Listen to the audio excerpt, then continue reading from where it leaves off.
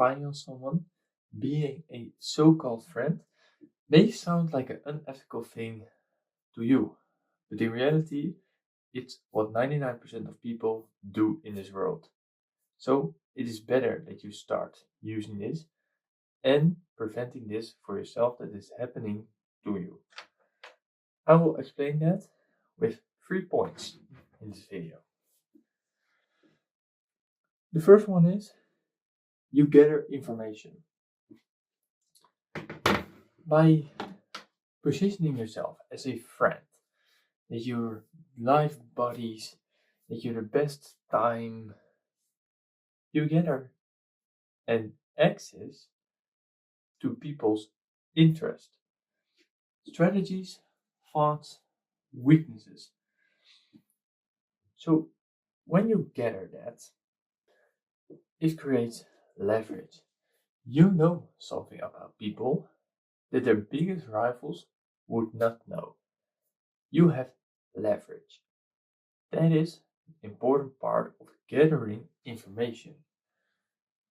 It allows you to anticipate moves before they're even made.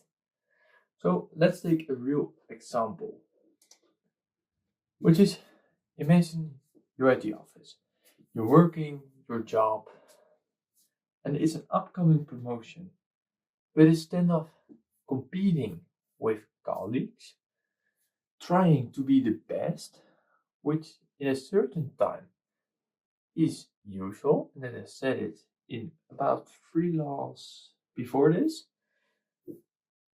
but why not play it smart?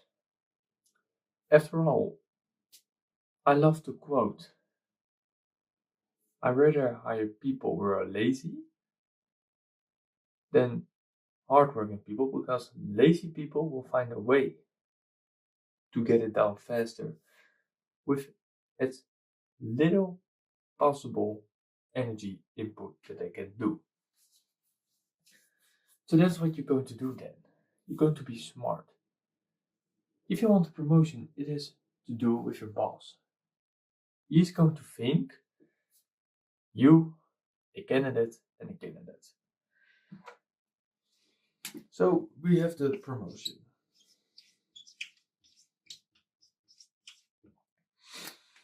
It is you, a second person, and a third. What are you going to do and what not? So what are you not going to do is be the person that I explained beforehand.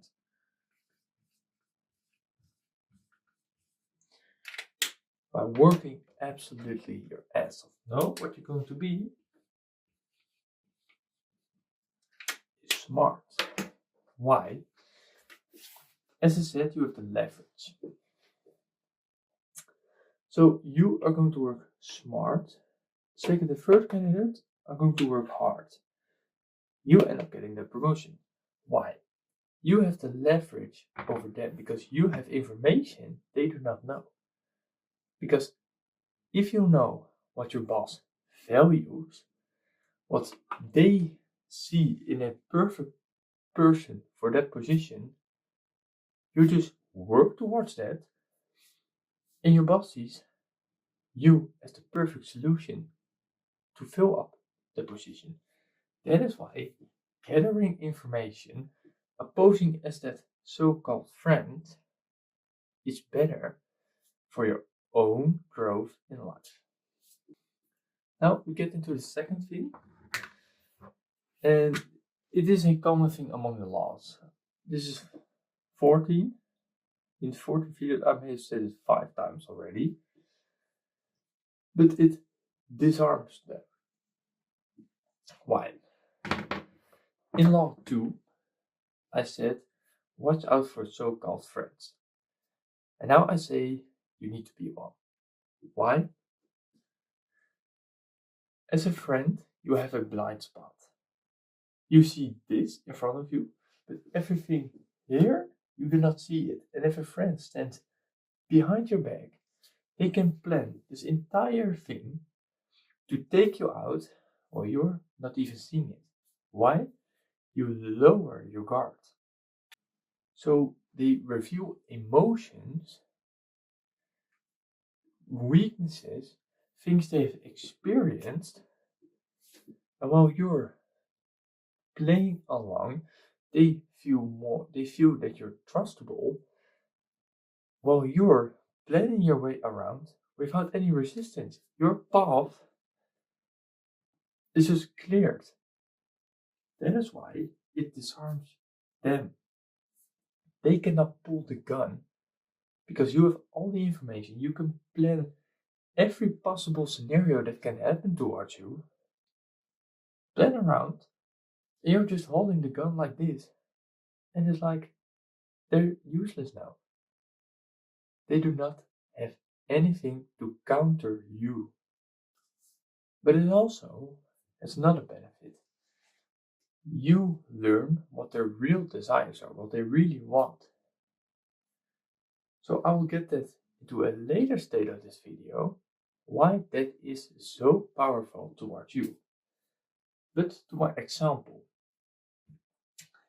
let's say a coworker spreading rumors about you want to knock you to the ground and make sure you dig your own grave.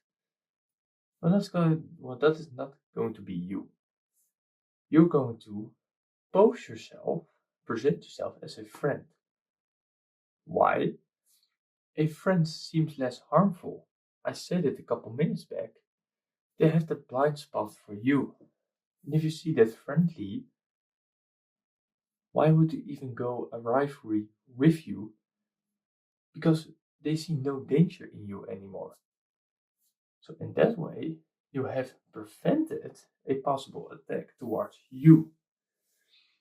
And they start trusting you. And when they develop that trust, it's just one person less in your whole position for a promotion, or it's just another ally you can use for further things. Also, is a third thing, and it is mostly to make sure you stay safe yourself, and it is preventing dangers. When you know it, when you know what is going to happen, what they're going to do, how are they going to plan everything towards you or towards someone else, you know the risk that can come. So you know what's going to happen most of the times beforehand. So you can just plan your way around, make sure you're safe. But it is to do with the example that I'm going to give you. Let's say your company is going through a financial struggle or struggles in general. What you're going to do is just be friends with HR. And then you may even know or gather that important information through conversations with them. So what is going to happen with the company? Then they might release some important information towards you. If they do it, you know two things. One, if your position is at risk, or two, you have no risk at all. You have no risk to worry that something is going to happen towards you. So in that way, you're safe, or you know that you need to move on, find that next job, start applying, and when they drop the hammer, you say, alright, no problem, I have a job already at that company, so bye. Well, your colleagues, they didn't see it coming, and it's just a rocket thrown at them, and they're just standing like this. What do I need to do? So therefore, it prevents dangers from happening towards you.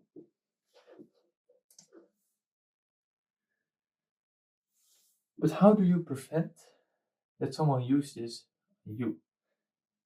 Because I said it in the beginning, in the introduction, everyone is going to use this at some point. Well, the first one is how you can prevent this yourself. Be careful about what information you share with people. Why? If you have someone that is out of nowhere a bit interested, but at important deep things about your career, financial life, social life, it's already a red flag from the start. Why they want to gather information on you. It's the biggest point you can have, gather information. You need to be cautious about what you share because it's then just you gather information. It's what I said you need to do. They're going to use it against you. So they just get the leverage above you. They get the information so they can counter you. So in that way, you prevent this for yourself. Watch out for people that are too interested from the start or are just going on touchy points, deep points that you think, nah, I need to be cautious for this person. But there's also friendly faces that are too interested in your life. You have the one with deeper problems that seems not this kind of person because he or she knows that's not going to work. And you're going like this. Hi John, how is it? What are you doing today? How is this going? How is this going? How is that going? How is that going? If you just out of nowhere want to know your whole life, that is the point you need to think, no, this is not right. They just gather that information again over you to disarm you, and then you're just done. If it is at work, social, you can name it everywhere. If they're just coming at you too friendly, too interestedly about your whole life, then you need to cut off right at that point and just say, I need to get going. Or no, thank you. Just with a smile. In that way, you prevent that for yourself. Because otherwise, you share that important information. Now, the last one is, and it's a hard reality for guys, strong boundaries. Especially with women, most of you. If you set strong boundaries and you respect them, you consequently stay with your boundaries, why are going people to try it? Why should they try to go beyond the boundary or move the boundary a bit away? Because if you're consequently saying, no, this is my boundary, you're not going this closer to me, or no, it's going to open, people lose immediately interest. They cannot gain something above you, gain something over you. So in that way, it is the biggest thing that I can give you. People just stop trying after a while. After a week, most of them are just gone because it doesn't repay them for something that they want. They're not going to get it. Why try it? It's a lazy mindset, but this is how people are these days. But there's also a counterpart to this law. And you may want to use this not often. And that comes to my first point, short-term victories. Why do you want short-term victories? If you gather information, you know something, you can use that to get a victory. But in the long term, a friend is worth more. A trusted ally can be used for new opportunities, work problems, social life problems, than the short-term victory. So it's really what you weigh more at that point. And if it is that possible friend, if it's not, you're good to continue. But if it is, drop the ball. You're not going to play the long-term game. Life is not a sprint, it is a marathon, I think. But it also protects your reputation. Your reputation is the number one thing you represent. It's the start before you even met. Before you even met someone, it is your start. It is your CV that you've not delivered. It's done because of someone. If you have a history of deceiving people, manipulating people, using people, you're just 3-0 down. You have lost. From the moment people value trusted relationships more, and then they will let that information come to you also. It takes longer, but it is also true. And it's also with, if you go out with a group of friends, you do not have that many things in common. Why change yourself? Stay true to yourself. That is the most important thing about its counterpart. Stay true to yourself. Be who you are. If you're going to present yourself, you're just going back to being that spy. But if you have that one person that is truly worth it, be yourself. If you have some friends that you have nothing in common with or not very much, stay yourself. People will respect that more than putting that mask on and be a deceiver. That is this whole lesson about. Know when to be a deceiver and know when to be that friend. Especially at work, you need to have friends, but also be very, very cautious about the people you let to your information. Because otherwise, your life is going on a roller coaster.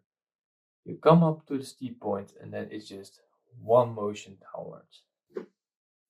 So, ladies and gents, this was the lesson. It was a tough lesson. It's a tough lesson and it's really about what you weigh more at which point.